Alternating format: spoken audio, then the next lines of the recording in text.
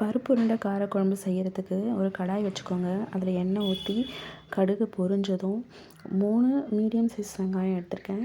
ஒரு 10 பல் பூண்டு, கொஞ்சம் கருவேப்பிலை சேர்த்து நல்லா வதக்குங்க.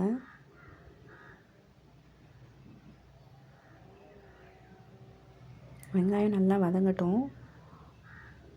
அதில் கொஞ்சம் பெருங்காயம் போட்டுக்கலாம்.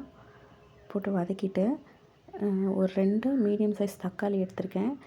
எல்லாத்தையும் போட்டு நல்லா வதக்குங்க. இந்த குழம்புக்கு வெங்காயம் தக்காளி நல்லா வதங்கினா தான் குழம்பு டேஸ்ட்டாக வரும்.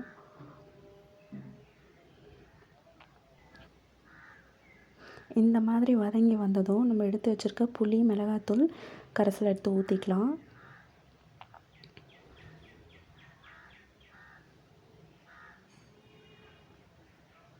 தேவைப்பட்ட தண்ணி ஊற்றிக்கோங்க எக்ஸ்ட்ரா. இப்போ நல்லா கொதிக்கட்டும் குழம்பு. ஒரு 5 மினிட்ஸ் மீடியம் ஃப்ளேமில் வச்சு நல்லா கொதிக்க விடுங்க.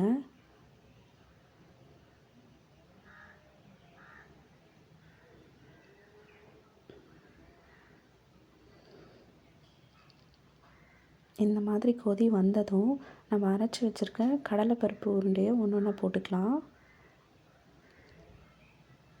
இந்த மாதிரி உருண்டை பிடிச்சி ஒன்று ஒன்றா போடுங்க. தள்ளி தள்ளி போடணும்.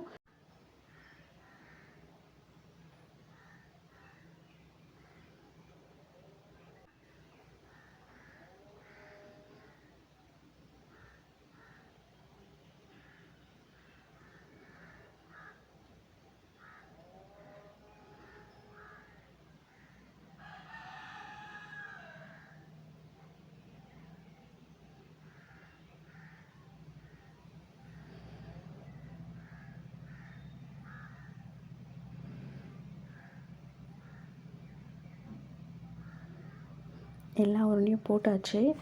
இப்போது லோ ஃப்ளேமில் வச்சு ஒரு நிமிஷம்க்கு அப்புறம் இந்த மாதிரி உருண்டெல்லாம் வெந்து வந்திருக்கும். அதை லைட்டாக கிளறி விட்டுருங்க.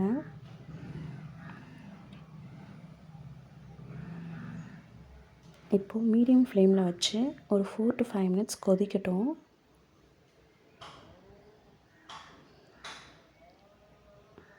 இப்போது உருண்டை எல்லாம் வெந்து வந்திருக்கும். இப்போ ஆல்மோஸ்ட் குழம்பு ரெடி ஆயிடுச்சு.